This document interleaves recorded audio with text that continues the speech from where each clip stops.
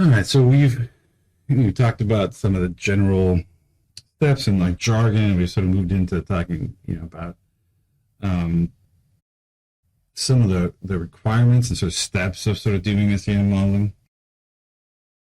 In recapping the basic steps we talked about, we didn't really talk about all this completely. We're going to talk more about it as we get into talking about path analysis, but the basic steps are the specification part is where you're actually just trying to figure out what your model looks like, trying to turn your hypotheses right into a model of some sort of diagram, equations, those kind of things.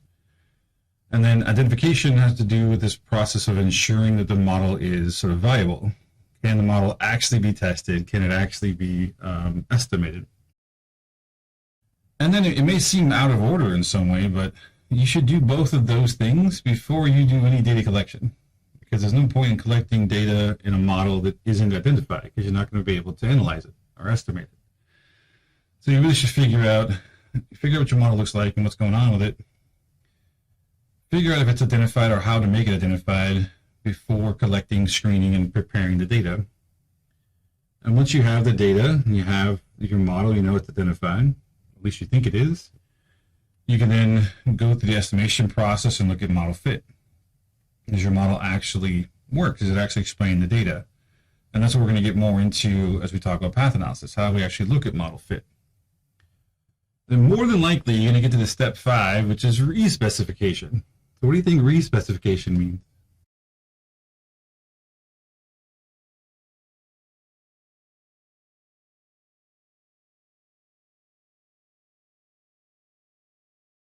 So it's not about the data changing necessarily. It could be that you collect some data and things go a little differently than you thought, but more than likely is here's what you thought was going to be going on in your data, right? So you go through this process, you get to step 4, and you realize the model doesn't fit. Right? It isn't actually explaining the data very well. So you're going to have to figure out a way to fix it or change it or do something to make it a better fitting model, which is this re-specification part, right? So you're going to re-specify the model, which may mean that 90% or 98% or the majority of the model may stay the same. You just need to add some things, change a couple things to make it fit better. And step 6 is also the one that doesn't ever really seem to get talked about enough, is to accurately and completely report the results in a paper. So when people actually do SEM models and they go through this process, you oftentimes don't really talk about whether the model was specified and it had to be re-specified to get it to fit. They'll just sort of present it as if the re-specified model was their original hypothesis, which is sort of cheating. They won't include enough information for you to really decide if the model was good or bad or if they did a good job. So this is part of the reason why I want you guys to do the replication project. Which I'm going to talk about more in the upcoming weeks. Is that you're going to find some data, you're going to find an article that includes an SEM model and has a covariance or a correlation matrix included, which it's supposed to, and you're going to be able to bring that correlation matrix in and actually rerun their model to see if what they said they tested is actually what they tested. And a bit of a spoiler, it won't be.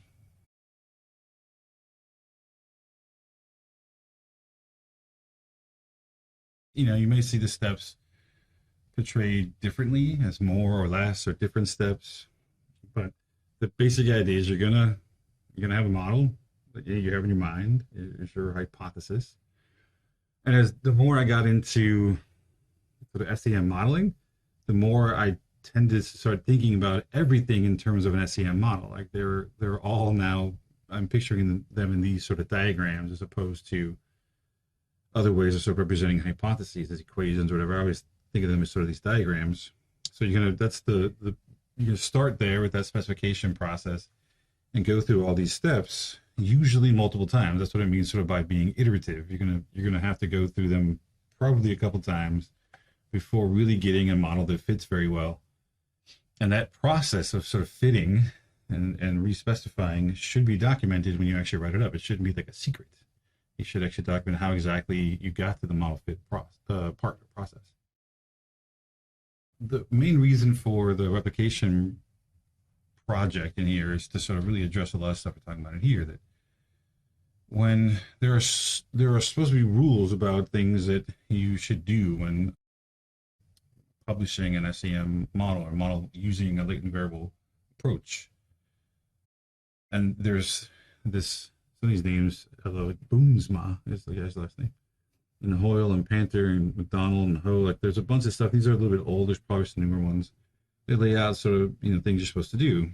One is you're supposed to sort of itemize all the changes and respecification steps.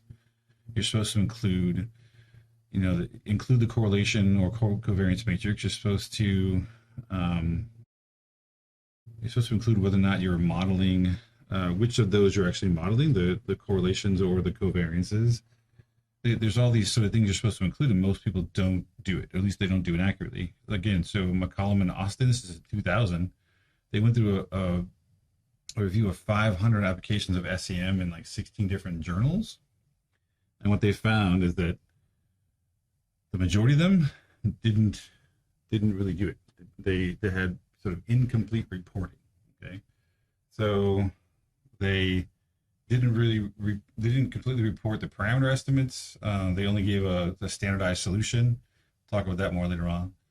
They failed to report whether or not they were analyzing the correlations or covariances. It was unclear, and the description of model specification was incomplete. So exactly how the model is specified. This is the part, it says 10% of articles.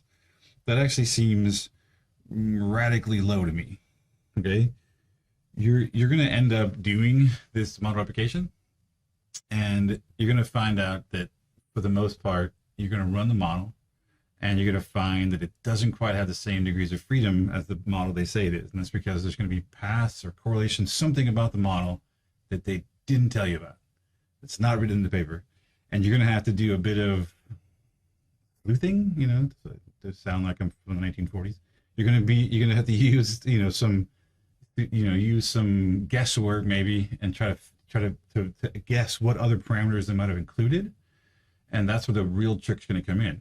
And you're going to have to, I call it sort of data archaeology. You're going to have to sort of dig through and figure out, okay, what path makes sense. And you might be able to use some of the model modification indices that we'll talk about. And the program might suggest the exact missing parameter that they failed to include in the paper. But that's going to be the trick. And the project's supposed to teach you how to make sure and report stuff completely and thoroughly, so that you aren't having these issues where you're leaving things out, you're failing to mention things, that you're completely reporting everything you're supposed to in an SEM model.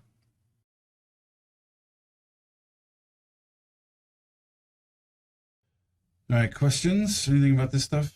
We're definitely going to talk more about the replication project, because we're going to get to a point where I will show you how to import data, not as a data set, but as a correlation matrix, like how to bring a correlation matrix in, how to actually analyze a model from a correlation matrix. When we get to that point, then we'll start talking more seriously about the replication project. And then there's this sort of optimal step that, again, people generally don't do, but they probably should. You should probably replicate the results. And so once you actually specified a model, you've identified it, you ran it, estimated everything, you found a model that fits, great. What you don't know is, was that model that you fit to this data really only going to work for that particular set of data? So it needs to be replicated so that you can actually generalize that model to more data, to add some generalizability, some external validity to the model that you've run. And then also try to apply the results. It's also rare to see that the results are used in some other way. So you found a model that does all kinds of stuff, predicts depression, predicts, racism, whatever thing you're trying to do with your model. Well, then apply it. Take that and actually see if it actually can affect policy. Can this model actually then change the way in which people do things? People actually, it actually can affect laws and policies, can actually predict things that are more sort of ecologically valid, that are actually useful in real life. That part also tends not to be done. it's like we talk about these theoretical models and we get things to fit and we publish them. We're like, cool, then move on to something else. So it should be taken a step further and say, okay, well, we know this stuff. Well, what can we do with it? How can we actually use this information to make a difference, to make a change? So failure to correctly carry out the six basic steps may in part explain why these optimal steps are infrequently carried out. So if you're not really doing a good job of following, these steps, right, especially the accurately and completely reporting part, well, it's likely why you never really see them applied. Because if you can't actually figure out what it is they're doing or how they got their answers or their model, then it's going to be really difficult to try to apply it, make a difference with what you learned from that model. So that's sort of a recap, sort of overview of those steps we started talking about. And, in general, we talked about, the first few of those, but we're going to talk more about how to make sure you report things correctly and how everything's sort of supposed to be. So we're moving on to then talking about specifics. So how do you specify, identify, estimate a path analysis? This part's going to be, in some part, very simple. It's like regression. All right, awesome. It's very cool. In the next section of this, it's probably going to be, I would suspect, the hardest part of the entire semester. Not because it's particularly difficult. It's just something, it's going to be a different way of thinking about things than you probably have before. So probably, Thursday, probably Tuesday, we're going to talk about something called covariance algebra, which is where, how do we take a model, like a diagram like we have, that we create in some way, how do we convert that over to a reproduced covariance matrix? How do we take that information and remake a covariance matrix based on the model? And that's where this covariance algebra is going to come in. So we're going to talk about how that works and how to do that on Tuesday. So like Monday night, get some sleep, drink some coffee. Tuesday morning, come like alert, because it's going to be that's probably going to be the most challenging. This would be the most sort of mathy part of the whole semester. All right, so we've mentioned this idea of path analysis, right? So we've talked about path analysis versus like structured regression models versus confirmatory factor analysis. These are the all structure, no measurement. So when I say no measurement, and I should really point out that it's not that there's no measurement. So, okay, let me back up. We don't use like latent variable measurement, right? So we're not identifying latent variables. There's no factors. What that means, if you look down here, is each variable just has a single indicator. So it's like having a factor with only one indicator. That's sort of what the measurement model is. We're basically saying this one item represents the entire construct. Oftentimes, these single items, these one items, are composites. Right? They're sums or averages of a bunch of items. And instead of using those items to create a factor in latent variable, they're just being summed and averaged.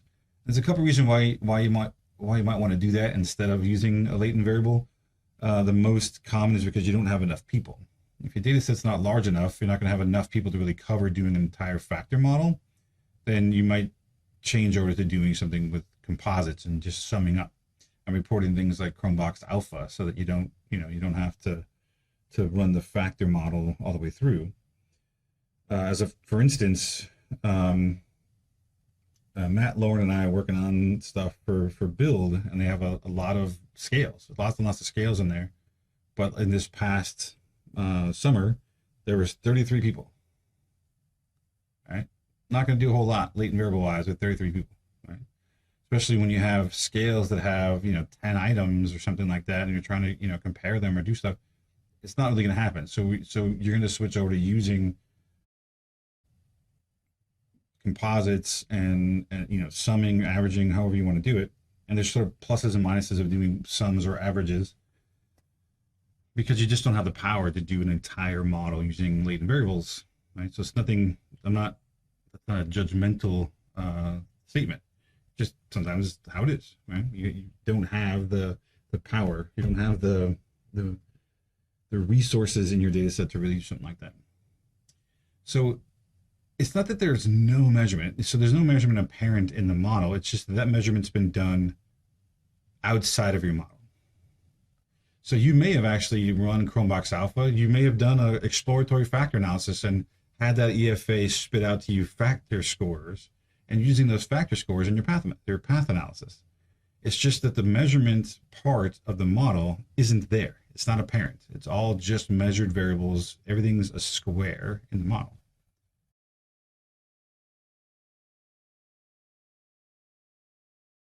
Okay, so it's not, there's no measurement. It's just the measurement is sort of not included as part of the model, right? So everything's sort of assumed to be measured. Sometimes there's single items, which is fine. Like Likert items get used and stuff like that. But I would say often when you see path models done, they're usually done with the composites sort of, predicting one another. And there actually is some ways to improve those models. If you know the Chromevox Alpha, you can actually build the reliabilities into them. And we'll talk about that later on too.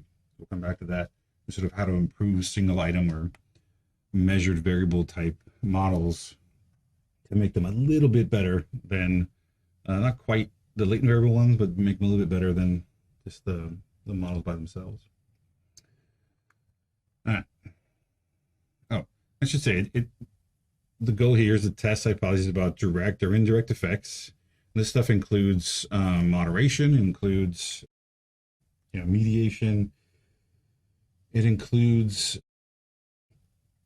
having sort of multiple predictors of a single outcome. You can have one predictor of multiple outcomes. So it can be multivariate in a sense. It could be univariate. It could be lots of different ways that all sort of combine into one thing. That's one of the things I loved about this sort of SEM approach, is that you go to something like SPSS, you have to sort of know ahead of time, is this a univariate or multivariate because of the number of outcomes? With an SEM model, it doesn't make a difference. You have one predictor and multiple outcomes, draw the model, you just draw that model out and you sort of run it. If you have multiple predictors and a single outcome, just, it doesn't matter. It doesn't make a difference how. It's all part of the same umbrella of sort of path analysis. It doesn't separate out into multivariate and univariate approaches. All right. So this is stuff we know, right? Observed variables, they're either going to be endogenous or exogenous. They have to be one of the two. Here's what's interesting. The causes of exogenous variables are not represented in path models. You're probably thinking, well, yeah, no kidding. That's why they're exogenous. But most variables are only exogenous relative to the model you're running. Because in other models, those same variables would be endogenous. Right? So in that particular model, we're saying the model starts here, and I get this exogenous variable and goes forward. But what's driving those exogenous variables is assumed either not to exist, or it's just not being portrayed in the model. Okay? So it's not like we're thinking that there's never going to be ever in the world something contributing or driving these exogenous variables. It's just not in this representation, in this diagram. They are considered to be free to predict and to covary. I mean, they can predict other things, and they can covary with one another. Right, so the model offers, so when we talk about unanalyzed or unstructured, it's because the model offers no explanation about why the two exogenous variables covary. Like, do they have a common cause? Like, is it the reason why they're related because they're both being predicted by some preceding variable that is not in the model? Does one cause the other? Like, is there a prediction there? We're basically saying we don't know. We're just going to say that they're related. Right? Relations between observed exogenous variables are almost always specified as unanalyzed. Think about that for a second. Why would we? It's actually the default in most programs when you run a path model, is that any exogenous variables in the model are going to automatically be correlated. They're going to automatically be free to covary. So why is that? Why do we do it that way?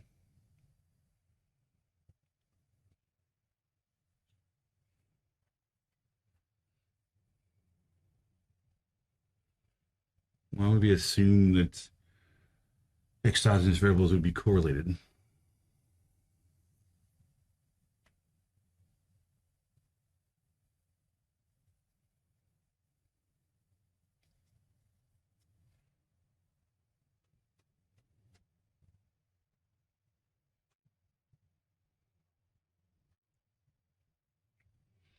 So it could be that we just assuming that it's likely, even though we don't have it in the model, there's probably something preceding that's predicting them all.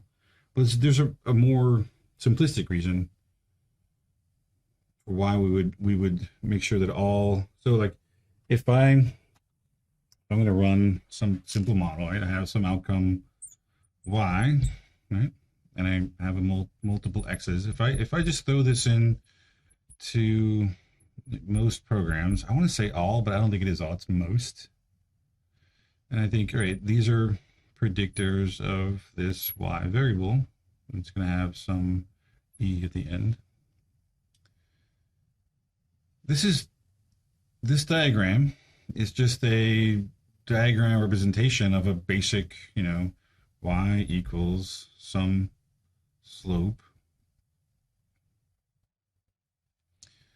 times x1 plus some slope times x2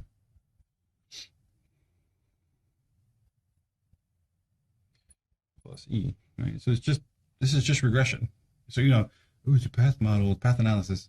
This is just regression, right? We haven't done anything different than, path analysis and regression are the same thing. It's just they're doing it, they're getting to the answer a little bit differently. But if I have a model like this, if I do this as regression, it would actually be very strange to assume that x1, x2, and x3 are orthogonal or something, or are completely uncorrelated. It seems odd. If all three of them are predicting the same variable, well, they probably share some variance with one another. And the typical assumption, it's not even an assumption, it's just what it does, like what happens when you run a regression analysis. Each of these x's are being controlled for the presence of the other x's, right? We call these covariates because we look at the covariation between them, and we want to know, how is x related to y that isn't x2 or x3? How is x2 related to y that isn't x1 or x3, right? We want to know these sort of unique contributions. So we assume that as these variables go into a regression equation like this, that we're going to control for the amount that they correlate with one another. So the way that gets portrayed in a model like this is that we usually indicate that these are exogenous. So we're going to assume, the default's going to be that we're going to have those three variables correlate with one another, and that lines up perfectly with our multiple regression representation. Right? We assume that these three things relate. We want them to relate as little as possible, but we still assume that they're going to have some relationship to each other, even if that relationship is just random, and we want to be able to remove it. So that's why we do that here too. So typically the default here is that we're going to allow them to correlate. If you actually try to if you specify a model that's just this part, most programs will automatically put the correlations in. They'll assume you want those. And you'd have to tell it not to do that if you don't want them. Okay? Does that make sense? So why do we do it? The question I asked earlier, because it sort of matches what we do. This is a different way of doing multiple regression. So we keep it aligned with multiple regression by accounting for the correlations between anything that's a predictor. So if it's exogenous, we assume they're correlated. We put those correlations in and we control for them so that this slope is the relationship between x3 and y that isn't x2 and x1. It's like the unique contribution of x3. All right, so that was sort of addressing this whole thing. Relationships between observed exogenous variables are almost always specified as unanalyzed. Okay? Unlike exogenous variables, the presumed causes of endogenous variables are explicitly represented in the model. That's actually the whole point. They're endogenous because they're saying this is what's predicting or driving the endogenous variables in the model. These causes are either other observed variables. They could also be disturbances. You can actually have a disturbance predictive endogenous variable, which is kind of odd. Actually, I think that's what this is referring to, is that you have disturbances that are predicting its own disturbances, predicting its own variable. But you could actually have other disturbances predict. It can get kind of crazy. Every endogenous variable has a disturbance, some kind of error, and error represents all omitted, unmeasured causes. That part can make you go a little crazy for a second. So if you run a model and you have leftover variance, that's the error then represents unpredicted variance. You got to think about that for a second. That means that it's possible that in your model, you just didn't include all the predictors that you could have. And if you include everything that predicts your outcome, you should be left with no error. You've explained all of it. So anything left, those error variances, really means that you just haven't found all the predictors yet. So you're just not analyzing everything, which can be a little crazy making. Because you're thinking, well, what else can I add? And people start going to this sort of kitchen sink mode where they just start throwing everything in, try to explain as much variance as possible, so slowly chipping away at that error. And the flip side is, most people think, well, you probably shouldn't ever get to zero error anyway, because that's likely not realistic. And there's always going to be some random variability in there that you're not really going to be able to explain. So it's sort of an odd thing to think about. And an error represents all omitted or unmeasured causes. And this is also a little weird too. Disturbances can be considered as latent variable. So a latent variable is this unmeasured, unseen thing. Well, because anything, if we take a measured variable and predict another measured variable with it, and there's variability left over, that represents some unmeasured, some unspecified part of the model. Well, that's the very definition of latent. So the disturbances, and depending on which convention you take for diagrams, sometimes the errors are drawn out as circles, and the difference between an error and a disturbance starts in a path analysis become they're the same thing. And an error and a disturbance is it's the variability left over after a gamma predicts an eta. Well, in this case, gamma and eta are measured, so the disturbance is error, disturbance, it's the same thing. Right? So they sort of get collapsed together. That's why you see like an error and disturbance is sort of being talked about as if they are the same things, because in this sense, in a path model, they are basically the same. They're not treated any differently. All right. That's way too much text. All right. So let me just read this slide to you. This is like a paragraph. Anyway, so the specification error of omitting causal variables from a path model has the same potential consequence as omitting predictors from a regression equation. So the idea here is that if there are variables should be included and you don't include them, then you've now contributed to the error, to the disturbance, to the leftovers in that prediction. That's what they call a specification error. It's like you're willfully leaving things out of a model. They call it a specification error. You've misspecified the model. That is, estimates of causal effects of included variables may be inaccurate if there are omitted causal variables that covary with the included variables. Again, be leery of the word causal. This is talking about, in the flow of things, the prediction of things, not cause, as in cause and effect we think about with research. The idea is if you actually leave things out, not only have you made the error larger, but the other coefficients, the slopes in your path analysis may actually be incorrect because they're not being controlled for by those variables you left out. So you may actually be making the entire model inaccurate by leaving things out that should be in there. Well, what if you don't know? Well, that's the hard part. There are likely variables that should be in there that you don't know should be in there. You can't possibly throw everything at a model. So there's this sort of, you sort of just acquiesce to the idea that everything's sort of be slightly inaccurate. We're not ever going to get perfectly accurate models because we know we're not including everything that could be included. So the direction of this inaccuracy could be either to underestimate or to overestimate, depending on the correlations between them and sort of what's being excluded. So we can't even predict what kind of bias is being introduced in the model because things are being left out. The underestimation probably occurs more often than overestimation, but it's sort of hard to know without knowing what those other variables are and including them in the model.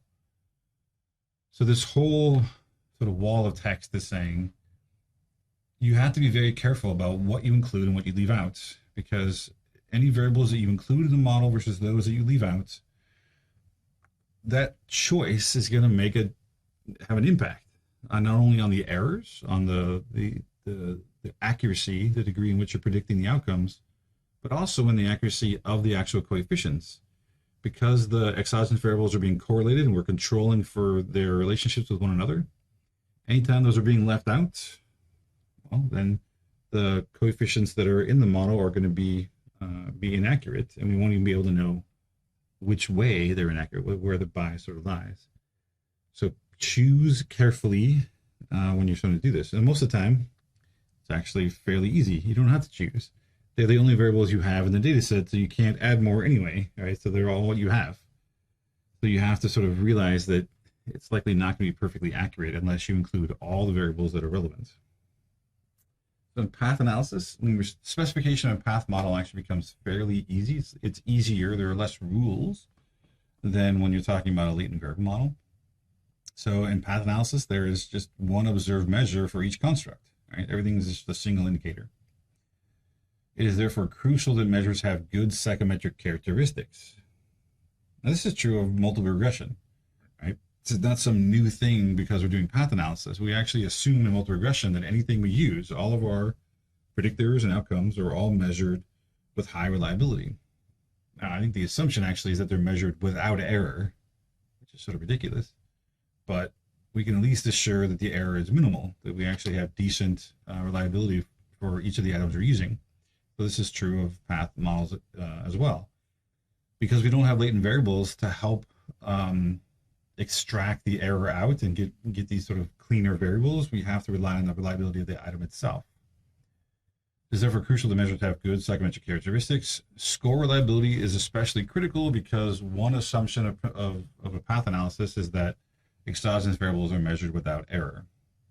Again, it's sort of ridiculous. It's never going to be without error, but at least we can have minimal error. We can reduce the error down as much as possible. The general consequence of error-prone measures of either exogenous or endogenous variables in a path analysis is that statistical estimates of presumed causal effects may be inaccurate. Well, yeah. So if the more error you introduce into your variables, the more noise there is, the less accuracy you're going to have in your predictions. Your slopes, your errors, all those things are not going to be perfectly accurate because you now have extra noise in your system, in your model. So we're trying to account for why two observer variables may covary in a path model. There's two kinds of causal relationships. Now, we talked about these before. These are actually one type that we're talking about. There's these sort of direct flow throughs, right? So you got unidirectional is one type of causal relationship. Again, don't think cause in that way. It's just in terms of flow, that X, like in air quotes, causes Y, right? It's a flow of information, not a presumed cause because of the research design. So you have unidirectional cause, which X causes Y directly, or X causes or influences Y2 indirectly through Y1. These are both unidirectional, split up into direct and indirect. Where here we have Y1 acting as a mediator, right? This is the mediator intervening variable between X1 and X2. So the reason why X1 affects Y2 is because of Y1, right? There's a flow through there, but it's still unidirectional, right? The other way is not so unidirectional. You have feedback loops. We talked about how bad feedback loops are and how you should avoid them because they are nearly impossible to estimate. So you have feedback loops, mutual influence among variables measured at the same time. So you have like direct feedback loops. I think Y1 predicts Y2 at the same time Y2 predicts Y1. But you also have more indirect feedback loops where Y1 predicts Y2, which predicts Y3. So you have this sort of indirect effect. But at the same time, Y3 is also predicting Y1, and it's just creating this much larger loop. And you could have more of these, but you need at least three to sort of have an indirect feedback loop in that way. But so this is more of sort of mutual cause as opposed to unidirectional cause that we saw on the previous slide. But those are sort of two presumed relationships in a path model. So when we specify a path model, an account of, so the whole idea is we're trying to figure out how things are related. We're hypothesizing that and sort of turning that into a diagram, into a model. So an account of why two variables covary with a path model can also reflect two kinds of presumed non-causal associations. You have unanalyzed associations and you have spurious associations. So we talked about unanalyzed ones before. I mentioned it a bunch of times that when you have an unanalyzed relationship, it really just means I don't know why they relate, so I'm just going to throw a correlation in there. And that's the basic approach, which is easy. And you can kind of see where it's really easy to think about how y1, if we have this sort of, if I think this is what's going on, right, that I think y1 is predicting y2 at the same time y2 is predicting y1, and I can't decide on the order, the flow, well, I could just sort of leave it unanalyzed and just make it into a correlation instead. Oftentimes when people can't decide, or it's unknown, or you don't have a reason to believe the order, especially since y1 and y2 are being measured at the same time, instead of trying to decide which one is causing the other, let's just leave it unanalyzed and say, look, I know these two things are correlated, I just don't know why. I don't have a hypothesis for why these two things are correlated. Okay? So it's easy to think that these two opposite or opposing unidirectional arrows can be just sort of combined into a single unanalyzed relationship here, and not to deal with the feedback loop and the issues with estimation that they bring. To recall that specifications of unanalyzed associations means that it's unknown why two variables could vary. We know they are related, don't know why. So path models with more than one observed exogenous variable almost always assume that they have unanalyzed relationships. Is there a question? So that's on the next slide. Spurious means, in the word spurious often means sort of like almost like random or something. The word spurious is often seen as a negative, like, you know what I mean? But in this case, it just means it's not that it's unanalyzed, it's just being driven in a different way. So they're not necessarily correlated like this. It's oftentimes we think that X1 and X2 are related because they have a common preceding cause. All right, so we'll talk about that it's not this slide, but I guess the next one. So it's also possible to specify and analyze associations between disturbances. So recall that a disturbance represents all omitted causes of a corresponding endogenous variable. So if I have two variables, like I have an X1 and an X2,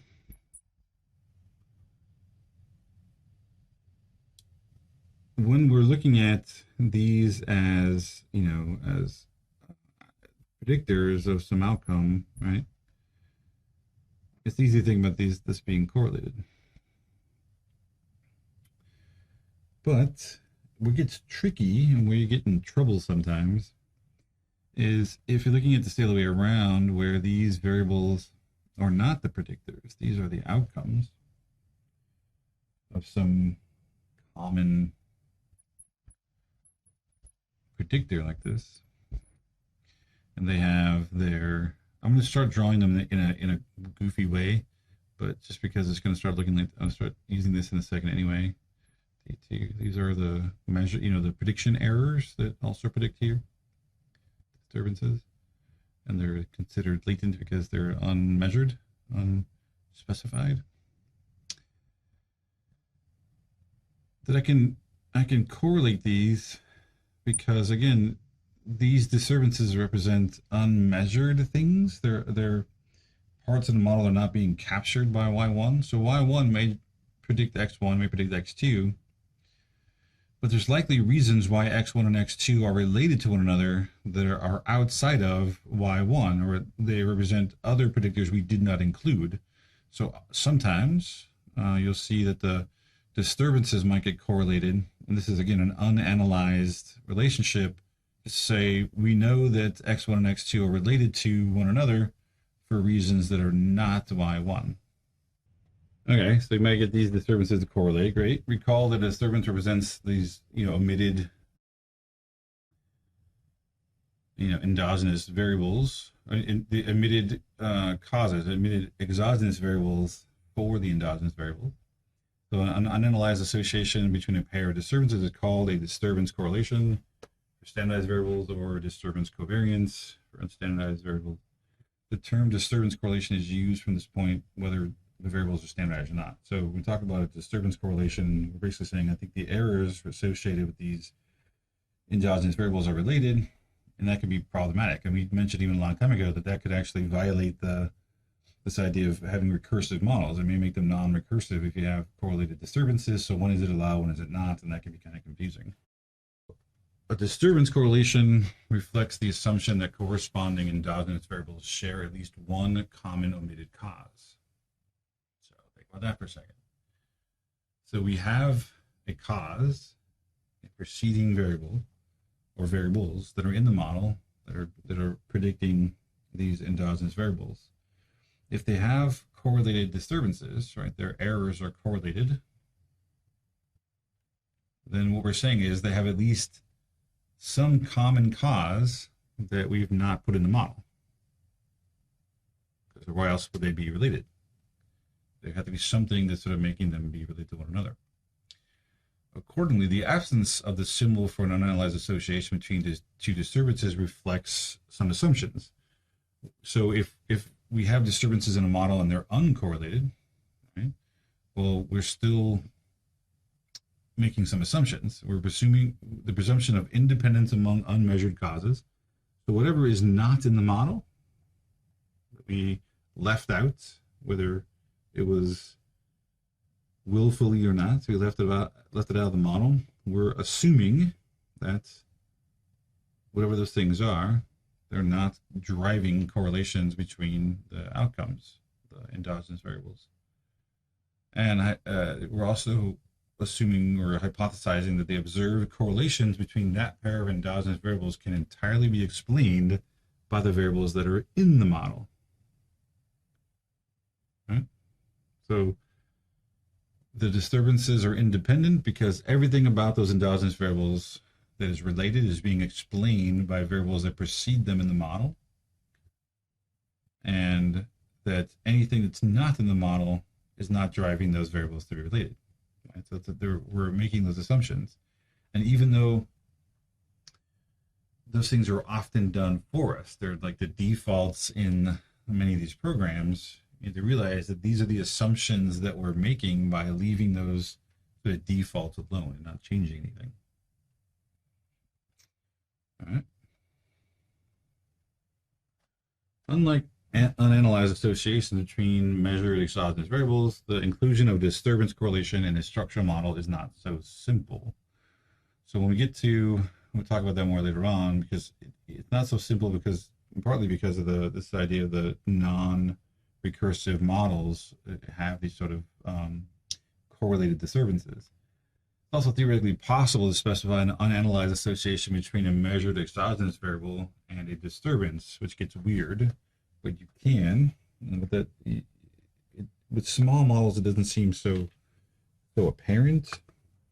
But again, if you have, an x1, an x2, x3, let's even go to x4, just so it's not so simple when you have a y1 and a y2.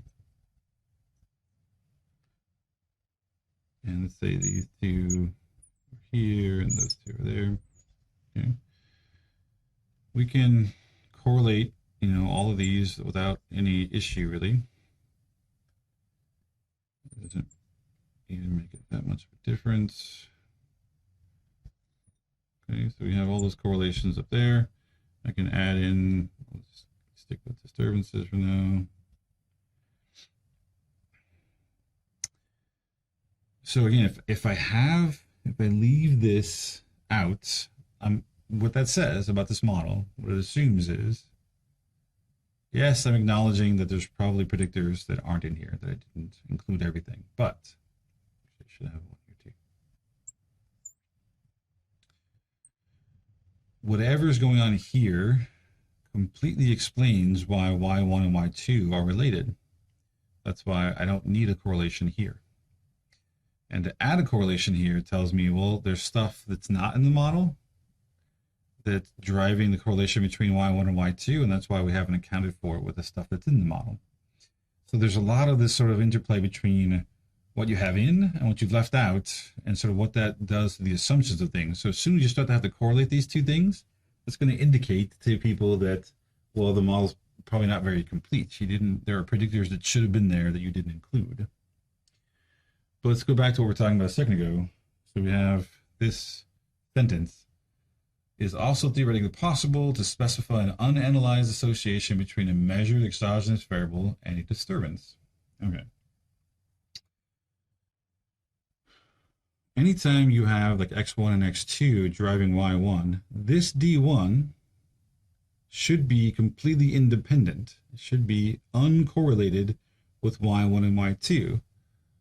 Why is that? Why am I assuming this d1 has to be uncorrelated with x1 and x2? Why do I assume that?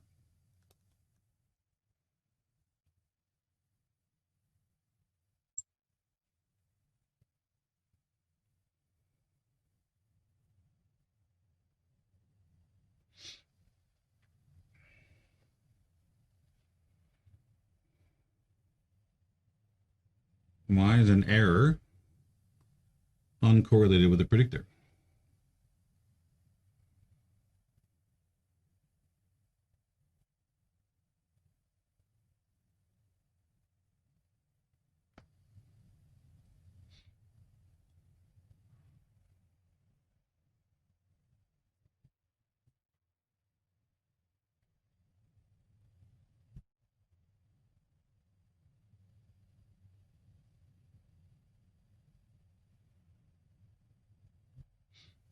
Nobody?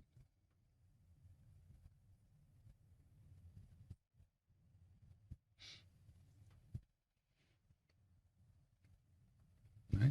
This is like my typical regression equation. Y1 equals to the prediction of both x1 and x2 with their slopes, which we have here, plus error. So why do I assume that this and this should be uncorrelated? I'm sorry, that these two things and this should be uncorrelated.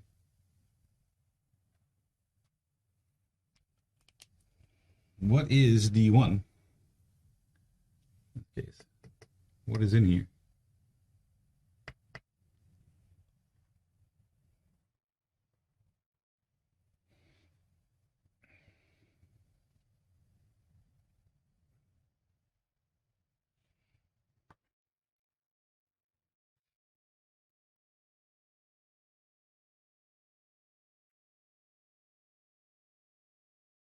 Perfectly fine to guess incorrectly, better than silent.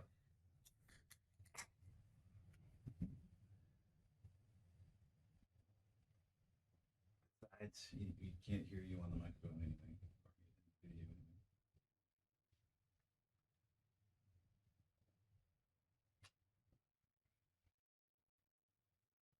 Right. Right. So we know that D1, this little guy here, is the part of Y1 that isn't X1 or X2. That's what error is. Right? Error is the part of Y that wasn't predicted. So these things have to be orthogonal. Like these two things could be correlated, but they have to be orthogonal to this thing because it represents all the parts of Y that aren't X. It's all the parts of Y that are orthogonal to X. So this thing has to be orthogonal to X1 and X2. So if I put in something like this, where's here? If I put in something like this, doesn't make any sense. Right? If I try to correlate X1 with D1, that makes no sense. This should be 0. Right? Right? That shouldn't be left. Same thing here. Right? X2 and D1. This should be 0. But that doesn't mean that I can't have a correlation between this disturbance and this X, right? Because it doesn't say anything about this. These two are orthogonal to D1. These two are orthogonal to D2. But that doesn't mean that I can't do this, right? I have disturbance relate to a predictor, a different predictor of a different outcome. So when we see this, it's also theoretically possible to specify an unanalyzed association between a measured exogenous variable and a disturbance, because remember, they're both exogenous, the D2 and X2, they're both sort of independent. That correlation can't exist. It may be sort of tough trying to explain why, when it makes more sense, probably, to just say, well, I also think that X2 predicts Y2. Right? That makes probably more sense. Because if D2 has some relation to X2, it's because there's some part of Y, right? There's some part of this that is relating. So it's likely we could just add that in as a cause, as a predictor, and that would likely be a better explanation than putting a correlation between D2 and X2. But it is possible. Theoretically, I think it's going to be more difficult to explain why, though. Okay. Why not put a direct prediction instead of a correlation between a disturbance and a predictor? I think the correlation between the disturbance and predictor is going to be harder to explain or to hypothesize about. All right.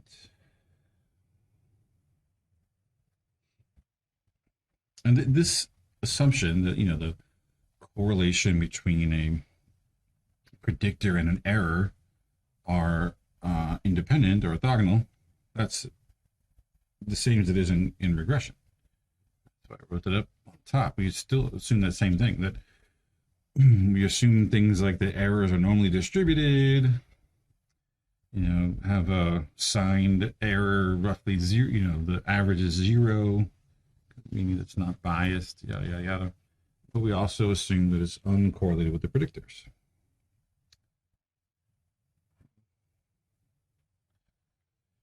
Right here. So such a correlation would imply the presence of an omitted variable that causes both X and the corresponding endogenous variable. So that gets a little weird too, that whatever that X is that you have in the model and that disturbance, well, there's some cause that's not in the model of both of those things, and that's why they're relating. Okay.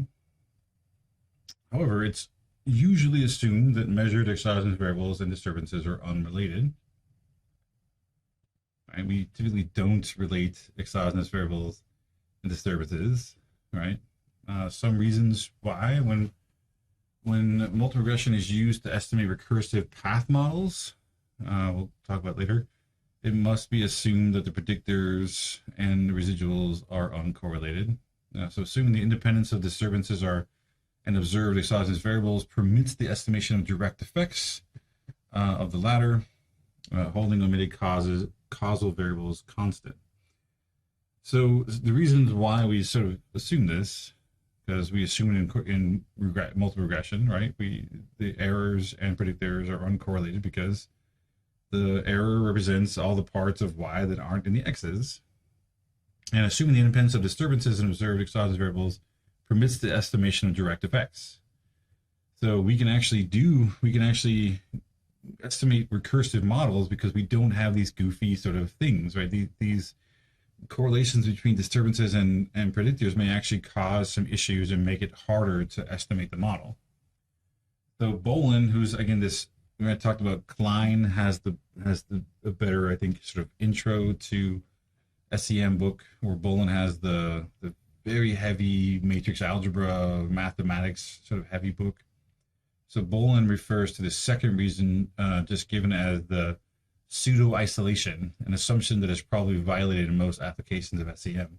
We're trying to isolate the different variances of things, and when we're trying to estimate, right? So holding omitted causal variables constant allows us to do that. And we start to correlate things like disturbances with predictors, it starts to make this sort of more difficult because we're not keeping everything sort of isolated. We're not keeping everything separated out. Where errors are errors, predictors are predictors. We're not It makes it much harder to reach a final model, like a solution for a model that is not just going to be an infinite number of solutions.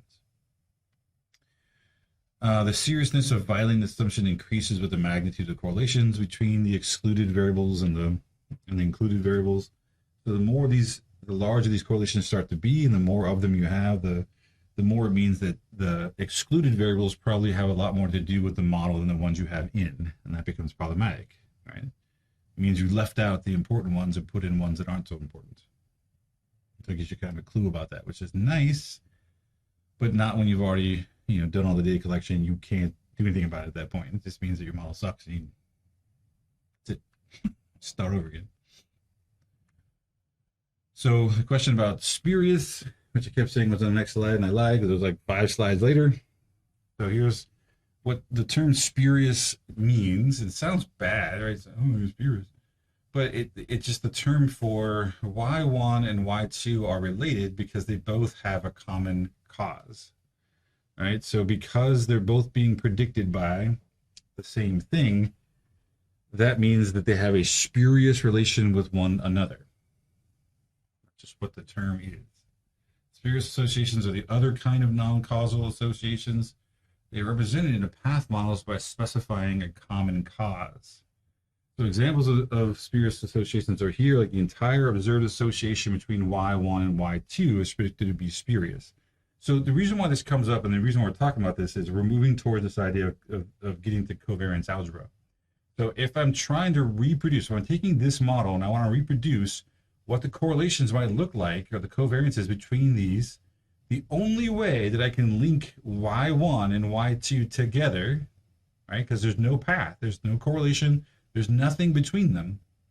The only way to link these two together is to link them back to their preceding cause.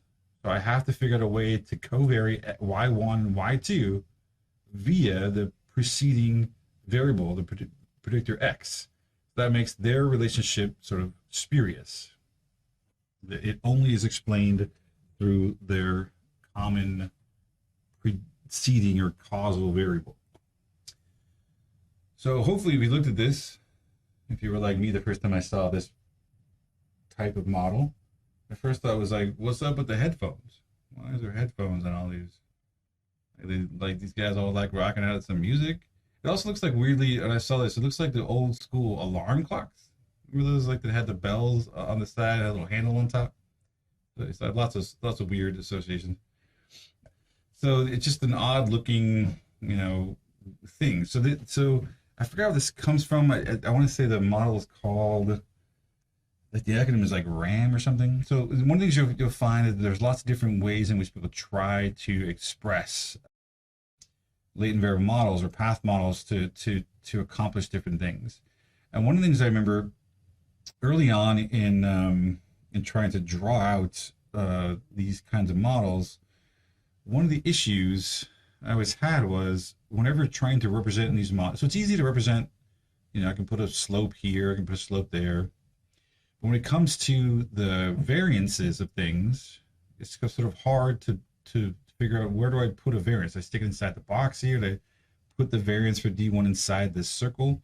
So what someone came up with, and I want to say it was like, could be wrong, I'm probably wrong, like Jack McCardle, who he had a program called Ramona, I think. Man, I could be getting this all wrong. But he started to draw with these diagrams, and if it wasn't him and it was somebody else and they ended up watching this video, I apologize for whoever you are. Leave a comment on the bottom, tell me who was the right person. But started doing this, and actually it's kind of brilliant because what's a double-headed arrow represent?